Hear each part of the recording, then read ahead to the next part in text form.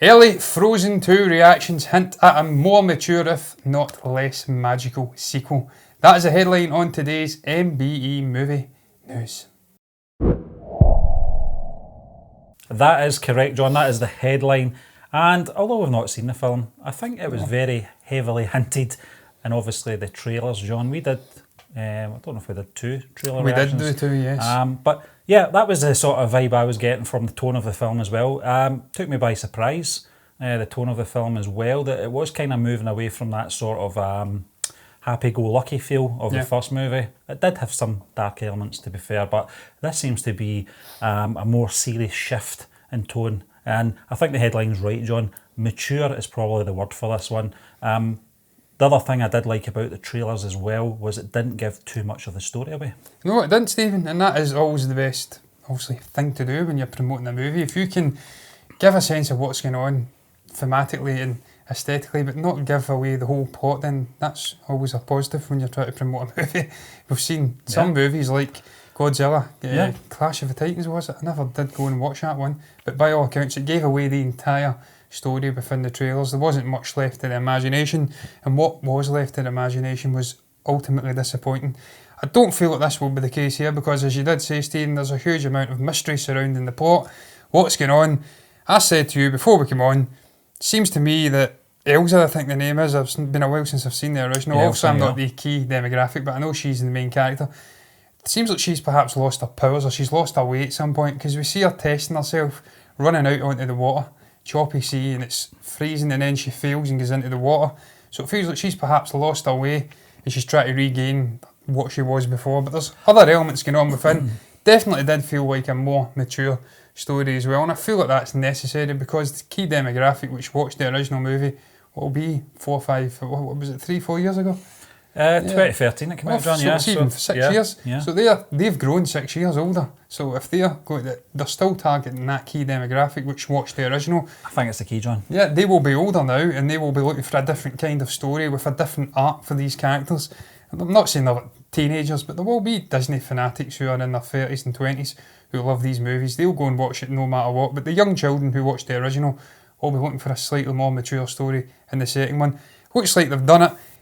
I know it's not Pixar. I was about to make a comparison to Pixar, but Disney Animation Studios, they're pretty much connected to Pixar anyway. And even their original stories, they just know how to balance things perfectly, Stephen. They know how to balance the thematics with the superficial, amazing visuals and give us a really nuanced story which can connect with a whole wide range, of demographics.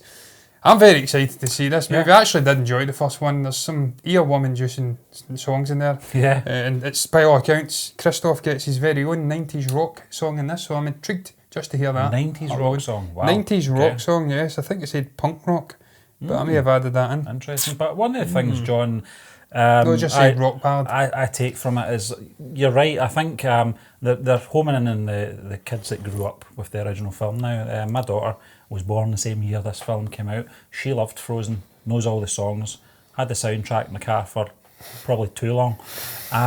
But she's moved away from it. Yeah, now it's Lion King and Aladdin. Well, but I think it's because she's at an age now where she's moved on from that 2013 release, John. Yeah. But this is the key. Frozen 2 will appeal to her. She's looking forward to seeing Frozen 2 from what she's seen in the trailers because she's that little bit older now. So they've really hit the nail on the head in the shift of tone. It might alienate some people, I get that, but I think very much like when A New Hope came out, they changed the tone to, obviously a darker tone. And you have to stay freshens it up. Well, the audience as well are getting older, John. It's using Star Wars as an example. 3 years later, they want to see these characters develop. This is what Frozen, the franchise, is doing as well. We're 6 years on. Yeah, and you get sequel syndrome as well, Stephen, where you want to try and take the best parts from the original movie and make something which is... Yeah, you don't want to rehash. It's got that foundation, but exactly, you don't want a rehash of the same movie. You want to do something different with these great, interesting characters. This very interesting concept with the powers and magic in the world. It's slightly concerning to say it's slightly less magical. I don't know if that's meaning literal with the actual powers, but again, that was hinted at in the actual trailer. She's trying to regain her powers, or they just mean the whole feel of it is slightly less magical.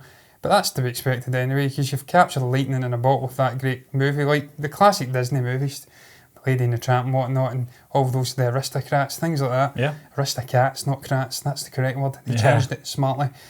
So this was similar to that. It was like a modern day classic Disney movie. It's always going to be hard to recapture every single amazing essence from that movie and make it happen in the sequel. But even if it's like The Incredibles 2, Stephen, the first Incredibles was incredible, pardon the pun. Second one took the best parts, never quite hit the heights in terms of an interesting, colourful antagonist, and maybe being an all-round as good movie as the original, but it did enough. It differentiated itself, and it was a good little movie. I think it'll be the same here. You actually go in and look at some of the reviews.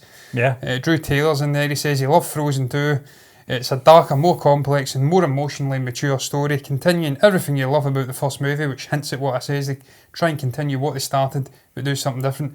He then goes on to say, ups the ante while maintaining the intimacy of the original, gorgeous animation, wonderful new characters, and finally block caps a Christoph song. So all the boxes have been ticked. They've done what they had to do. They've made it a little more darker. They've changed the story, the meat and bones, maintained all the good elements you got in the original movie, and we're getting great music and animation. And I think it'll be an absolute success. And they're saying $100 million opening weekend. I was just going to touch on that, John, before we move on, because it's coming at a time, I think it's a good time to release it as well. Lady and the Tramp, obviously, is being released next week, I think. It's going to be premiering on Disney+, but I think Disney, again, have chosen the right film wisely to be released on that streaming platform, because that would have took a serious hit, you know, if it came out at the same time. That would be crazy to do in the first place. But I think it's coming out just at the right time, you know, 5 weeks before, obviously, The Rise of Skywalker hits the big screens as well. So it's going to have that window to, obviously, you know, generate a very generous box office. And 100 million, I think, is not unrealistic. It's not, and look, that'd be an absolute monumental success for the movie, Stephen. It would just typify and cap off a monumental year for Disney in terms of box office. 5 movies currently over $1 billion. This will be the 6th, and then you'll have The Rise of Skywalker, which I'm sure, if it's halfway as good, and these stories about reshoots and Rey pummeling the Emperor are not true, then I'm sure it will hit over $1 billion as well. I hope they are true, because they do say that George Lucas stepped in and added a secret Skywalker, and apparently it's getting an 88% approval rating from Bale screeners, so that will be the $6 billion movie. Cannot wait to see it, man. I'm gibbering shite here, basically, but I've really enjoyed Disney's year, and this will be typified of these last 2 movies. It's been their year, John, as ever. We'll move on to our next topic. It's Christian Bale says he is done with losing and gaining weight for movie roles. He's probably the most famous actor out there for his transformation physically. And it's obviously his back catalogue, John. We've seen it from The Machinist. Batman. The switch from that. Batman Begins. Batman Begins, where he put on too much weight, had to lose more weight. He did that again, obviously, between Vice and Ford versus Ferrari, John. American Hustle as well. Yeah, I mean, the guy just... The fighter. You know, if you're going to do the part, look the part, basically, you know, but he's getting to that age, I think, now. You know, he's 45 in his mid-40s now, John. He's not going to be able to get away with that for too much longer, obviously. Time is not on his side, obviously, with his, you know, physical stature. So, obviously, as well, it's not very good for your health doing these things continuously, but... You've got to give the man credit, John, for his commitment to all the roles that he's played over the last 15 years. Some of the roles you just don't recognise it's him. Actually, I think one of the first photos I saw of Vice, I was convinced it was Chevy Chase. It just, his whole physical structure just didn't look like Christian Bale one bit. It was also a good film as well. It was fantastic. Playing Dick Cheney. But listen, what's your views on this, John? What's your experience with Christian Bale? Because before we came on, obviously, before American Psycho came out, I didn't really take too much notice of him. I thought he was fantastic in Empire of the Sun. Rising Sun, yeah. Yeah, so, you know, to me, I was wrong, obviously. I just saw him as another child actor at that point. It wasn't, as I said... It was Empire of the Sun, Stephen, you were Empire right. of the Sun. Yeah. American Psycho came out, I think, late 90s, yeah, early 99, 2000s. 2000, Right yeah. about that time. 2000. That's when I took notice of this man, you know, and since then, he's not made a bad film. He hasn't, Stephen. I'm actually looking at his list of films there, and it's just remarkable. The Dark Knight, The Machinist, American Psycho, Ford v Ferrari, which is getting rave reviews. I cannot wait to see it. Apparently he is magnificent. He is going to get nominated for an Oscar, more than likely supporting, and most people who have seen it are suggesting that he will win again. Obviously, he won for The Fighter. Another magnificent, Fighter, I believe, supporting role where he played an ex-heroin addict who was obviously, I think he was training his brother to be a boxer. I remember watching it. I don't know if it was his brother, but an incredible performance. Again, capped off by him losing a lot of weight physically to make him look and feel like a guy who had been through those hardships, those battles with drug use. You then go through, you touched upon Vice, another one where he ballooned up. Not as much as the Fat Man era in Batman Begins, where he couldn't even get in his suit. But just to get into the character, Stephen, it just shows dedication of the man. We've seen the likes of Gary Oldman, obviously playing Winston Churchill in Darkest Hour. He didn't put weight on, and I think he says the reasons why he was too old. He's in his 50s. He can't be putting that strain on his body. He's not going to lose the weight that easy. So he went the prosthetic route, got an Oscar for it. But this just typifies this guy's attention to detail, just what he brings to the craft of acting. He's just a method actor, the method actor extraordinaire, if you'd like. It was about to fling METHOD man in there, show some Wu-Tang knowledge. I've done it now, so it's done. But yeah, I love the guy. He's one of my all-time favourite actors. Yeah. He's just been in a whole host of incredible movies, even Terminator Salvation. People like to shit on that. He was fantastic in that as well. John Connor, yeah. He was. Empire of the Sun, I recall watching. It was a magnificent movie, so young. We were speaking about it, as you did say, Stephen. Didn't really take to him until American Psycho, when he really did come out his shell and show his acting ability. But even then, he's one of the few child actors, alongside the likes of Jake Gyllenhaal and whatnot, to come out unscathed and become an even better actor. The Big Shot is another one, The Prestige. It's just so many incredible movies. But I don't blame him. Getting back on track for stepping away from this physical transformation, from losing weight and gaining weight. For all the reasons you mentioned, it's not good for your health. No. He's getting older. It's going to be harder to shift the weight and put it back on. And he's just coming into a stage where he's perhaps choosing different roles and maybe tailor-making them to his actual current physical state instead of having to go transformative. Yeah. And we've seen the likes of McConaughey try to copy, and it doesn't quite work. I mean, it did work for him. He got an Oscar nomination, I think, Dallas Buyers Club, but he's just going into a different part in his career now, and he's won an Oscar already. He's potentially going to get a second one this year. He doesn't have to go chasing that Oscar gold anymore. He can just do what DiCaprio does. Create his own movies through a production company, or go and pick a movie, do a Daniel Day-Lewis, not Day, that's a Scottish word, and pick roles that are just tailor-made for him. He's getting to that stage. We've seen, without gibbering on too much, Brad Pitt speak about it this year as well, in the lead up to Ad Astra. He's coming into a different stage in his career. He's an older, more mature actor. He knows it's a young man's game. He's going to cherry pick the best movies and make them less and less as the years go on. So he's essentially evolving. That's what I want to say. I'm delighted. I don't want to see the guy come to any harm. He's a magnificent actor. And I cannot wait to see Ford v Ferrari. I can't wait, John. Cannot wait. I spoke a lot there. A hell of a lot, Stephen. I need to take a break. I need to lie down. But are we moving on to box office now, Stephen? We're done. Yes, we will. Done. Yes, we're done. It was very short and sweet, those little articles. We're going to move on to the box office, and it is for the weekend of November 1st to 3rd, 2019. What have we got in at number one, Stephen? It has just been in number one and dominating the box office for so long. Can take a breather now, John. Coming in at number one is Joker. It's in its 5th week now. It's grossed £3.2 million over the weekend, £66.7 million overall. Incredible, Stephen. It is just remarkable, the performance of this movie. Really, it's completely destroying all of those critics who shat upon it from a very high height, saying it was dangerous, it was going to obviously spawn a whole host of copycat killings and whatnot, or just people coming out and replicating what they'd seen on the movie. These people have a low opinion on the public, the general public. They've connected with it. We've seen people skin downstairs and whatnot. I was going to say, they did replicate some of this. The good parts. The good parts, the John, music and whatnot. They've really connected with it, and it's shown in the box office performance. Stephen, £66.7 million is remarkable.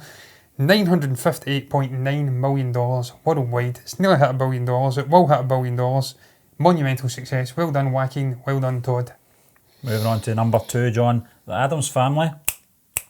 Coming in its 2nd week, £2.8 million over the weekend, £9 million overall. They're still showing these dollar signs in the UK version of IMDb. Don't know whether we have to get a converter out. Do we have to? I don't think so, John. I think it's just they've not changed it. They're too lazy. Probably sacked the person that does this. Yeah, it's Box Office Mojo, Stephen. They updated their website. They don't give us budget information now, and they've put dollar signs in front of the British box office. What are you doing? Maybe they know something we don't. Yeah, maybe they're converting it for us. I don't know. An invasion. An invasion indeed, yes. It mean only one thing, invasion. Yeah. Yes, that was that guy in Phantom Menace, wasn't it? Yeah, it made no sense at the time. £9 million though, Stephen. That is incredible for a pretty below average. Well, I'll take that back. A below the radar animated movie. It wasn't very well promoted. It's doing very well. I think that's because of the Addams Family name if you like. Brand, it's bringing people out. They've got good memories from their childhood. Nostalgia's taken over. Want to bring their children in. It's got very similar looks visually to the Hotel Transylvania franchise as well. Yeah. So they're probably tapping into the success of that movie last year. $154.8 million worldwide. Released it round about Halloween. Perfect timing, really. They've been vindicated. I seen it. I thought it was okay. Visually, it was quite cool. The characters all acting like the characters act. The story was just bland, really. Silliness, yeah. Beige. Yeah. But it's doing well, and hats off. Yeah. I'm not down it. We'll move on to number 3 this week, John. Maleficent, I want to say. Yes! Mistress of Evil, in its 3rd week, John. I really had to concentrate there. Might have to lie down after this. And it's 3rd week, as I said, John. £2.4 million over the weekend. £15 million overall. Yes, I've still not went to see it. I've still not seen Don't think you will see it, John. No, I've not seen the original, Stephen, so there's really no reason for me to go and see this. I have no emotional connection to it. I have no interest in it. Angelina Jolie's in there. Yeah. She's one of Hollywood's A-list actors, has been for 2 decades, I want to say. Yep. She is the main character, I want to say. Yeah, she is. Who else is in it? Is it Michelle Pfeiffer? Michelle Pfeiffer's in it too. It's got a wonderful cast. $430.3 million worldwide. That's what it is. It's doing okay. What more can I say? I can't even compare it. Yeah. Because there is no way to. Yeah, John, listen, we'll move on anyway to number 4 this week. Yeah. And it's first week. I'm very surprised it's coming in at number 4. £1.9 million overall is Doctor Sleep. Blows my mind, Stephen, that this has come in at number 4. We were speaking about this last week and I thought it would go toe-to-toe with Joker and maybe steal that number 1 spot. But again, British audiences just don't seem to connect with traditional horror movies. No. I have to riff here, sorry about that. I don't know why. Because it's a magnificent story. It's obviously the sequel to The Shining.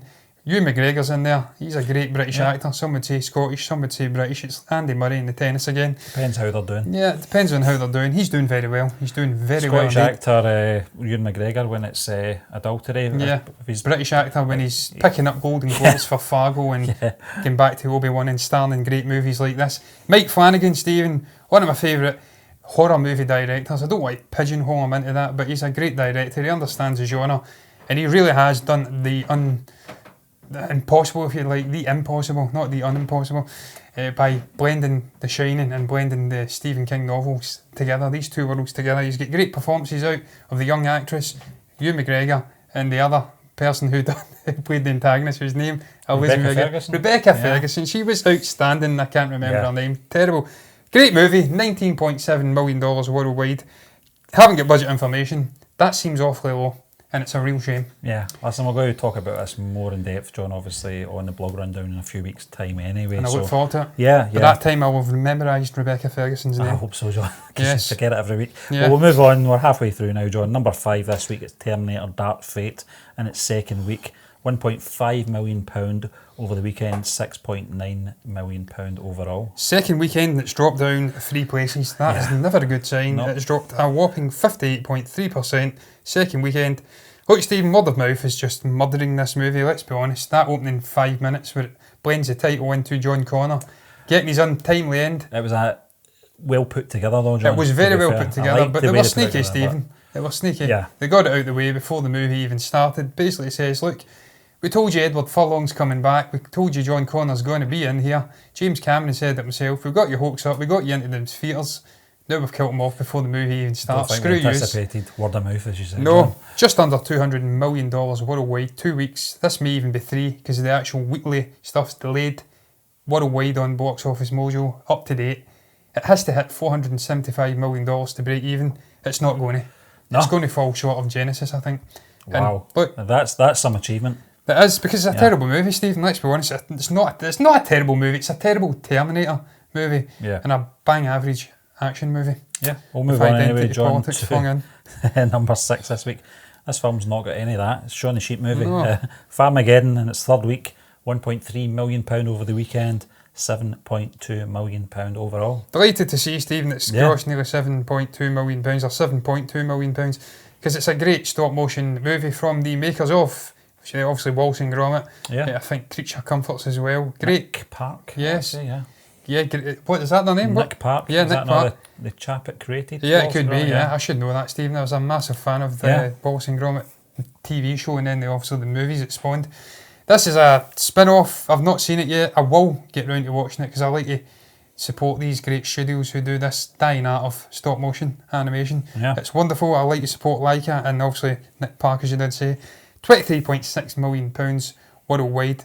It's not amazing, but in terms of budget, I don't expect it had a massive budget by any means. So hopefully it's going on to make be a success and make a profit. Everyone loves Shaun the Sheep as well. We'll move on, John, to number 7 this week. It's Abominable. It's in its 4th week now. It's grossed another £1 million over the weekend, £8.8 million overall. That's not bad, Stephen. I say it yeah. every week for a bang average Universal Pictures animation movie, which I hadn't even heard of. The third Bigfoot movie, sort of a Yeti snow movie, in a matter of a year, I think. We had Smallfoot. I think we had the last 12 months, John, yeah. Yeah, 12 months. Smallfoot, Missing Link, and now Abominable. $166.6 million worldwide.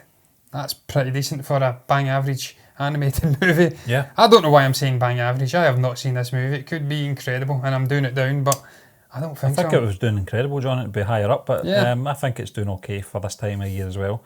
There's quite a few animated films out just now. It's only an hour and 37 minutes long as well. It's short Yeah. and sweet. It's aimed Yeah. at the kids. Well, this is it, yeah. We'll move on anyway to number 8. It's Zombieland Double Tap, and it's 3rd week. It's grossed another £600,000 over the weekend, £4.6 million overall. Jesus Christ, this has dropped 124 theatres, Yeah. a 33.5% drop. It's 3rd weekend. What's going on with Zombieland Double Tap? Just £4.6 million. That's a disaster for a really good movie, Stephen. It's not quite as good as the original, but it harnesses the same humour, the same sort of things. The characters are all back. It's a great little movie. It's a real shame it's not hitting off. 101, just under $102 million worldwide. I don't know what's going on. It's flew under the radar. It's short as well. It's under 2 hours. Why are people not going to watch this? I have no idea. Well, I think one thing's for sure, John, we probably won't get a 3rd movie now with the performance. I don't think they could rip this. another movie out of it anyway, Stephen. It's dead. Yeah, It's there's a few franchises like that, John, but do it. But I think I don't think there's any. They don't need you either, this. Stephen. The actors don't need to come back. They've got other things going on. Woody's got other things going on. Yeah, definitely. We'll move on, John, to number 9 this week. Sorry, We Missed You, and its 1st week. It's grossed £500,000 over the weekend and £500,000 overall. I don't know anything about this movie, Stephen. Ken Loach film, John. There you go. Yeah. Ken Loach, yes. He had a few things to say the other week there. He certainly did, yes. But look, it's not doing so well. Maybe that's why he had a few things to say. It was about Marvel, wasn't it? He was speaking about. He was just kind of backing up what he's not really in a position to your back man up Francis Ford Coppola and Martin Scorsese. Yeah. Those are 2 of the Titanic filmmakers. I'm not saying Ken Loach isn't a good filmmaker. You look at his filmography, it's pretty damn good. But he's in no position to slag off Marvel movies. Come on. If people want to go and watch a movie, they'll watch it regardless of whether there's a blockbuster in the theatres or not. We've spoke about this time and again, Stephen. The same amount of movies show with a variance that were shown 30 years ago today. $2.7 million worldwide. That's crap. Yeah, it is. And we'll move on to the last film this week, John. It's Dan TDM Presents The Contest. This is a YouTube thing, I'm pretty sure. And its 1st week grossing £400,000. Yeah, I think it's something that's transcended from YouTube. Some kind of YouTube contest. superstar Dan and TDM. It's obviously converted to the cinema. The same kind of sort of idea of it. But £400,000, John. Yeah, not too bad. It's not too bad, Stephen, for a movie I've never heard of, or an experience I've never heard of. I think that's what I would call it. Yeah, they're saying it's an interactive in-cinema event that provides with an engaging gaming experience and an immersive story. I've never heard of Dan TDM. I'm sure he's never heard of us. I'm sure he's much bigger than us. He's got movies getting into the top 10 of the United Kingdom's box office. Yeah. Look, it's grossed just under $1 million worldwide as well. It has got a wide release, well, in terms of 2 territories anyway, United Kingdom and United States. Haven't got much more to add. Nope. Hats off to Dan TDM. I'm not taking my hat off. I have just had a haircut, but it doesn't look as though I've had a haircut, so I won't take my hat off. But look, that's going to round up the box office for this week's show. It's going to round up the show as well. What the hell did you guys make of the 2 topics primarily we spoke about today? Those early reactions for Frozen 2 more mature but less magical movie. What's your thoughts on that? What's your thoughts on the great, yes, the great Christian Bale? Some would say he isn't, but he's great. I'm sorry, foregoing these emotional and physical grueling transformations in movies. What's your thoughts on it? If you've got anything to say, comment below and let me know what your thoughts are. Like the video if you've enjoyed it, subscribe to the channel if you're enjoying content like this. And me and Stephen will be back again tomorrow for MBE Heroes.